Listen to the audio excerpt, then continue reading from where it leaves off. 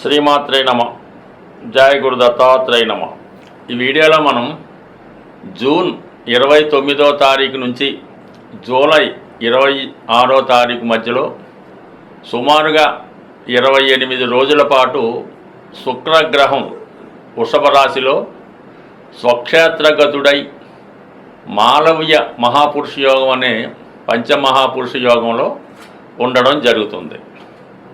ఈ యోగ ప్రభావం ఏ రాశుల వారికి అనుకూలంగా ఉంటుంది, ఏ రాశుల వారికి ప్రతికూలంగా ఉంటుందని తెలుసుకునే ప్రయత్నం చేద్దాం.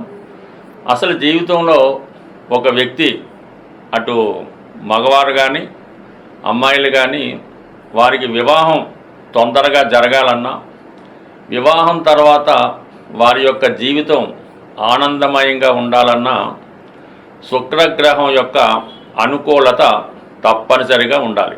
ముఖ్యంగా సంతాన విషయంలో మరి తొందరగా సంతానం కలగాలన్నా, కొంతమందికి ప్రథమ సంతానం తరచుగా అబార్షన్స్ అవ్వడం జరుగుతుంటుంది. మరి కొంతమందికి కేవలం స్త్రీ సంతానం మాత్రమే కలుగుతుంటారు. ఈ విధంగా కారణం కూడా శుక్రగ్రహమే కారణం అవుతూ ఉంటుంది. అలాగే మనిషిలో ఉన్నటువంటి అతనిలో ఉన్నటువంటి టాలెంట్ అటు మ్యూజిక్లో కానీ, విద్యలో కానీ, ధన సంపాదనలో కానీ, మరి అతను జీవితంలో ఒక వ్యక్తిగా సుఖంగా జీవించాలన్నా, వారికి వాహన సౌఖ్యం ఉండాలన్నా, అలాగే స్త్రీల వల్ల అనుకూలత ఉండాలన్నా, అలాగే మదరు, సిస్టరు, భార్య వీరి వల్ల కూడా చక్కగా వారికి అనుకూలత ఉండాలన్నా, వారి యొక్క సహకారం ఉండాలన్నా శుక్రుని యొక్క అనుగ్రహం తప్పనిసరి. సో అలాగే జీవితంలో వారు ఒక ఖరీదైనటువంటి వాహనంలో తిరగాలన్నా, సంపాదించిన ధనాన్ని చక్కగా అనుభవించాలన్నా కూడా శుక్రుడు తప్పనిసరిగా ఉంటాడు. అంటే కొన్ని రంగాల్లో ఉన్న వాళ్ళకి, ముఖ్యంగా సినిమా రంగంలో ఉన్న వాళ్ళకి శుక్రుడు వాళ్ళకి కంపల్సరీగా బలంగా ఉంటేనే వాళ్ళు వారి యొక్క వృత్తిలో బాగా రాణించగలుగుతూ ఉంటారు. అలాగే సంగీతం, నాట్యం, ఏ కళలో కూడా వ్యక్తికి రాణింపు ఉండాలన్నా కంపల్సరీగా శుక్రుడు బలం వారి జాతకంలో ఉండాలి. అంటే శుక్రుడు బలంగా ఉండడం అంటే స్వక్షేత్రంలో ఉండడం కానీ, ఉచ్చులో ఉండడం కానీ, అలాగే మిత్రక్షేత్రంలో ఉండడం వల్ల బలాన్ని ఇవ్వడం జరుగుతూ ఉంటుంది. వారి యొక్క జన్మజాతకంలో శుక్రుడు కుజుడితో కానీ, రాహుతో కానీ, అలాగే మిగతా పాపగ్రహాలతో కలిసి ఉన్నప్పుడు జాతకుడు ధనాన్ని దుర్యోగం చేస్తూ వ్యసనాలకి, చిన్న చిన్న బ్యాడ్ హ్యాబిట్స్కి, మత్తు పదార్థాలకి అలవాటుపై జీవితాన్ని నాశనం చేసుకోవడం జరుగుతూ ఉంటుంది. అదే స్త్రీల జాతకంలో శుక్రుడు పాపగ్రహాలతో కలిసినప్పుడు వారు ఈ ప్రేమ వ్యవహారాలు, వివాహ జీవితంలో సమస్యలు, అత్తింటి వారి వల్ల ప్రాబ్లమ్స్, ఎవరినో నమ్మి మోసపోవడం, ఇవన్నీ కూడా స్త్రీల జాతకంలో శుక్రుడు ఈ కుజ, రాహువు మొదలగు గ్రహాలతో కలిసినప్పుడు చాలా వరకు ఇబ్బంది కలుగుతూ ఉంటుంది. అలాగే స్త్రీ యొక్క జాతకంలో ఈ శుక్రుడు కేతువుతో కలిసినప్పుడు వారి యొక్క సంతానం కలగడంలో వారికి ఇబ్బందులు రావడం, కొంతమందికి సంతానం కలగకపోవడానికి కూడా కారణం అవుతూ ఉంటుంది. వారికి సెక్స్ మీద ఆసక్తి లేకపోవడం, శృంగార జీవితానికి దూరంగా ఉండడం జరుగుతూ ఉంటుంది. అలాగే అబ్బాయిల జాతకంలో, మగవారి జాతకంలో శుక్రుడు రాహుతో కలిసి ఉన్నప్పుడు వీరు ధనాన్ని విచ్చలవిడిగా ఖర్చు పెట్టడం, ఈ వ్యసనాలకి, ఏదో ఒక స్త్రీ వ్యామోహానికి చిక్కుకొని వ్యభిచార యోగం లాంటిది ఏర్పడడం వల్ల జీవితాన్ని, ధన నష్టాన్ని చేసుకోవడం జరుగుతూ ఉంటుంది.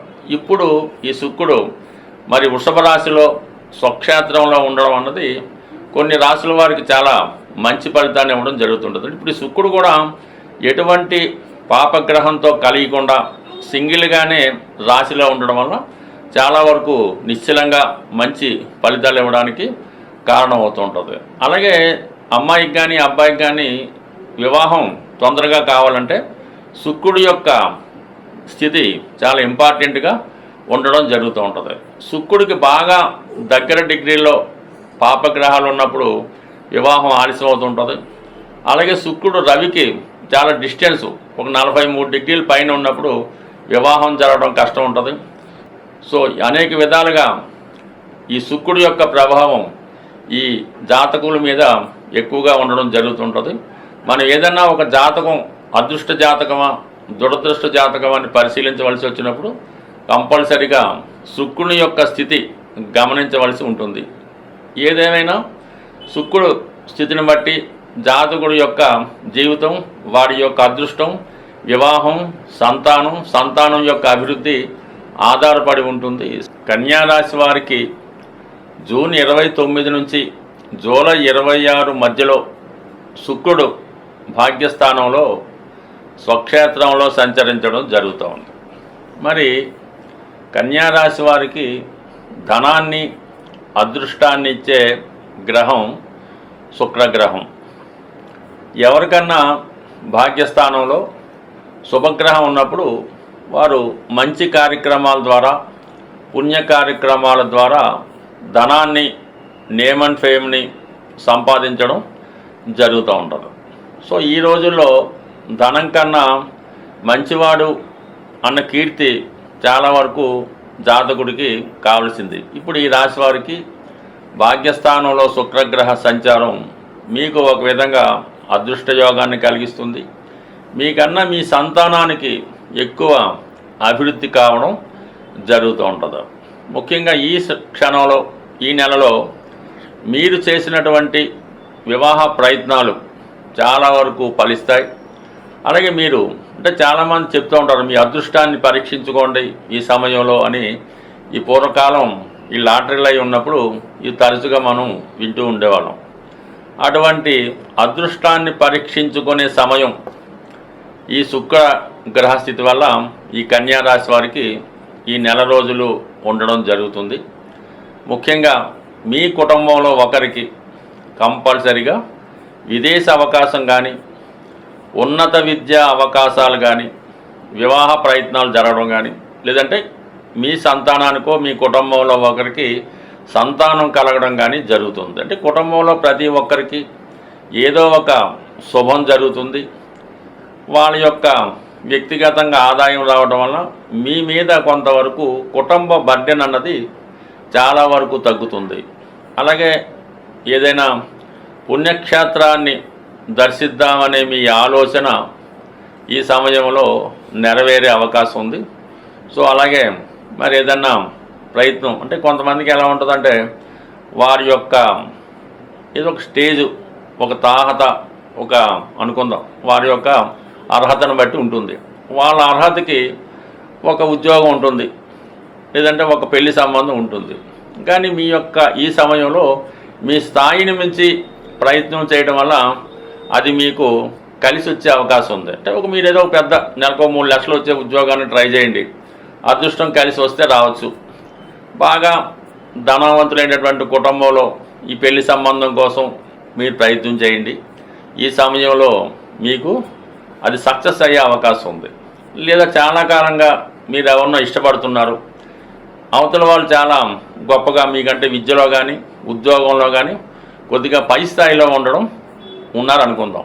అటువంటి వారికి ఈ సమయంలో మీరు ఒక మంచి రోజు చూసి మీలో ఉన్నటువంటి అభిప్రాయాన్ని వారికి తెలియజేయడం వల్ల ఏమో మీ అదృష్టం బాగుంటే అవతల వారి మనసులో కూడా మీరుంటే అది మీకు సక్సెస్గా కూడా మారచ్చు. అందుకనే ఇందాక చెప్పడం జరిగింది, మీ అదృష్టం పరీక్షించుకోవడానికి ఇది అనుకూలమైనటువంటి సమయం. సహజంగా మీకు ధనకారకుడు, భాగ్యాధిపతి ఈ సమయంలో మీకు కంపల్సరిగా అదృష్టాన్ని ఇచ్చే అవకాశం ఉంది. అలాగే 9వ స్థానం అన్నది విష్ణు స్థానం లాంటిది. అందులో లక్ష్మీ కారకుడైనటువంటి ఈ శుక్రగ్రహం రావడం వల్ల కంపల్సరిగా మీకు ఏదో ఒక శుభవార్త, ఏదో ఒక అదృష్టం, అంటే శుభవార్తలు చాలా రకాలు ఉంటాయి, కానీ అదృష్టాన్ని కలిగించే శుభవార్తలు కొన్ని మాత్రమే ఉంటాయి.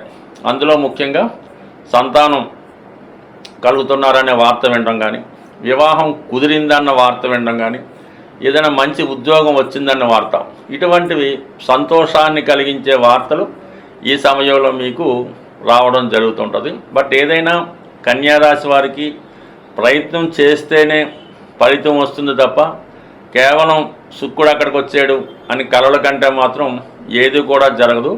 పైపెచ్చు అనారోగ్యం కలుగుతూ ఉంటుంది. అంటే సహజంగా కన్య మీకు 6వ రాశి అవటం వల్ల ఇది సర్వీస్ చేసే రాశి మాట. ఎంత ప్రయత్నం చేస్తే, మీరు ఎంత కృషి చేస్తే మీ సక్సెస్ అంత పైకి రావడం జరుగుతూ ఉంటుంది. మీరు ఎంత కూర్చొని ఎన్ని కళ్ళ కంటా ఉంటే ఖచ్చితంగా అది ఆరోగ్యం దెబ్బతిని చివరికి మానసికంగా కూడా ఇబ్బంది రావడం జరుగుతుంటుంది. కాబట్టి కేవలం ఇది ఎస్పెషల్లీ కన్యా రాశి వారికి ఈ అదృష్ట సమయాన్ని మీరు ఉపయోగించుకుంటే, కష్టపడి ప్రయత్నం చేసి ఆ ఫలితాన్ని సాధిస్తే మీ యొక్క కృషికి భగవంతుని అనుగ్రహం కూడా తోడవడం వల్ల మీరు అనుకున్నది ఈ సమయంలో సాధించే అవకాశం ఉంది. శుక్రగ్రహం అనుగ్రహం పొందాలంటే శుక్రగ్రహానికి సంబంధించినటువంటి పరిహారాలు మనం నిత్యం చేసుకోవడం వల్ల శుక్రుడు ఏ రాశిలో ఉన్నా, ఏ భావంలో ఉన్నా, ఏ స్థితిలో ఉన్నా మనకి అనుకూలమైనటువంటి ఫలితాన్ని ఇవ్వడం జరుగుతూ ఉంది. శుక్రుడు శుచికి, శుభ్రతకి కారణమవుతూ ఉంటాడు. అందుకే మన గృహం, మన పరిసరాలు చాలా పరిశుభ్రంగా, శుచిగా, నియమంగా ఉన్నప్పుడు ఆటోమేటిక్గా లక్ష్మీ అమ్మవారు మన గృహంలో కొలువై ఉండడం జరుగుతూ ఉంటుంది. దానికి ప్రధానంగా ఇల్లాలు కూడా కారణమవుతూ ఉంటుంది. మరి ఇల్లాలిని బట్టి ఇల్లు అంటూ ఉంటారు. అందువల్ల ఇల్లాలు పర్ఫెక్ట్గా, శుచిగా, శుభ్రతగా ఉంటూ గృహాన్ని కూడా శుభ్రంగా ఉంచడం వల్ల ప్రతి నిత్యం శుభ్రంగా ఉంటూ కనీసం శుక్రవారం రోజు గృహాన్ని శుభ్రంగా కడిగి సాంబ్రాణి ధూపం అది వేసి అమ్మవారిని పూజ చేసుకోవడం అన్నది అది ప్రతి ఒక్కరు చేసే ఆచారం. దాంతో వ్యక్తిగతంగా కూడా ఎల్లప్పుడూ పరిశుభ్రమైనటువంటి వస్త్రాలు ధరించడం, సాధ్యమైనంత వరకు శుక్రుడు సౌందర్యానికి కారణం కాబట్టి ఈ మేకప్, ఈ సెంట్లు వాటికి కూడా కారణం అవుతుంటాడు. అంటే మరీ ఓవర్గా మేకప్ చేసుకోమని మనం చెప్పం, కానీ ఈ స్త్రీలైతే పూర్వకాలం అయితే పసుపది రాసుకునేవారు. ఈ కాలంలో కూడా కొద్దిగా సౌందర్యంగా ఉండడానికి ప్రయత్నం చేయడం, మగవారు కూడా సాధ్యమైనంత వరకు ఏదో మేకప్ అది కాదు కానీ కొద్దిగా శుభ్రంగా నీట్గా ఉంటూ ఈ స్ప్రేలు అవి వాడటం వల్ల కూడా ఈ శుక్రుడు యాక్టివేట్ అవ్వడం జరుగుతూ ఉంటుంది. అందుకనే సాధారణంగా ఈ తులా రాశి, తులా లగ్నం, వృషభ రాశి వారు వచ్చినప్పుడు ఆటోమేటిక్గా వారితో పాటు ఒక మంచి పరిమళం రావడం జరుగుతూ ఉంటుంది. అలాగే సెలబ్రిటీ లాంటి లేడీస్ కానీ పెద్ద పెద్ద స్టార్స్ వచ్చినప్పుడు వాళ్ళ దగ్గర ఉన్నటువంటి పరిమళం మనకి చాలా వరకు డామినేట్ చేయడం జరుగుతూ ఉంటుంది. అందువల్ల ఈ పరిమళ సుగంధ ద్రవ్యాలు వాడటం, అలాగే నిరంతరం శుచిగా ఉండడం, ఇది చేసుకోవడం వల్ల శుక్రుడు యాక్టివేట్ అవుతుంటాడు. సాధారణంగా గృహంలో ఉన్నటువంటి స్త్రీలకి వాళ్ళకి ఎటువంటి లోటు రాకుండా సమయానికి వాళ్ళకి అన్నీ సహకరిస్తూ వాళ్ళని దూషించకుండా, తిట్టకుండా, దుర్భాషలాడకుండా ఉండవలసి ఉంటుంది. 99% వారి కంటి నుంచి కన్నీరు రాకుండా చూసుకోవాల్సి ఉంటుంది. ఒక్కొక్క కుటుంబంలో ఒక స్త్రీ నిరంతరం ఈ చిన్న కారణాన్ని కూడా ఏడుస్తూ ఉంటారు. ఈ కారణం వల్ల ఆ కుటుంబంలో ఒక విధమైనటువంటి దరిద్రం తాండవిస్తూ ఉంటుంది. బట్ ఏదైనా ఆ కుటుంబంలో స్త్రీని మీరు ఎంతగా సంతోషపెట్టగలిగితే మీ జీవితం కూడా అంత సంతోషంగా ఉంటుంది. సాధారణంగా రేపు వస్తున్నటువంటి ఈ వరలక్ష్మి శ్రావణ మాసంలో ప్రతి శుక్రవారం కూడా విధి విధానంగా కేవలం అది స్త్రీలకే కాకుండా మగవారు కూడా నియమనిష్టలతో ఆ అమ్మవారిని ఆరాధించడం వల్ల కంపల్సరిగా మీకు అనుకూలత ఏర్పడుతుంది. సాధ్యమైనప్పుడల్లా మీ కుటుంబంలో ఆడపడుచుకు కానీ, మీ తల్లిగారికి కానీ, ఎవరికైనా సరే వస్త్రాలు అవి బహుకరించడం, వారి లోటు లేకుండా ఉండడం, ఇది చాలా వరకు ఇది కామన్గా ప్రతి వాళ్ళు పాటించేదే. మనం ఈ విధంగా శుచిగా, శుభ్రంగా ఉంటూ స్త్రీలను గౌరవిస్తే శుక్రుడు సంతోషించి మీకు సకల సౌకర్యాలు ప్రసాదించడం జరుగుతుంది. మరి ఓపిక ఉన్నవాళ్ళు, చదువుకున్న వాళ్ళు కనకదార స్తోత్రం, స్త్రీ సూక్తం, లక్ష్మీ సూక్తం చదువుకోవడం, శుక్రవారం కొన్ని ప్రాంతాల్లో, గురువారం కొన్ని ప్రాంతాల్లో నియమంగా ఉండడం, మనం ఎంత శుచిగా ఉంటూ ఎంతగా అమ్మవారిని పూజించుకుంటాం మంచిది. సాధారణంగా అమ్మవారికి ఈ శుక్రవారం రోజు దానిమ్మ పళ్ళు ఆ టెంపుల్లో ఇవ్వడం వల్ల ఇంకా ఎక్కువ ఫలితం రావడం జరుగుతుంది. అనేక రెమెడీస్ ఉంటాయి. ఇది వ్యక్తిగతంగా తనకు తాను శుభ్రంగా ఉంటూ, శుభ్రంగా అంటే కేవలం బట్టలే కాకుండా వారి యొక్క ఆలోచనలు, అలవాట్లు ఇవన్నీ కూడా శుచిగా పవిత్రంగా ఉంటే కంపల్సరిగా లక్ష్మీ అమ్మవారు కొలువై ఉంటారు. స్వస్తి.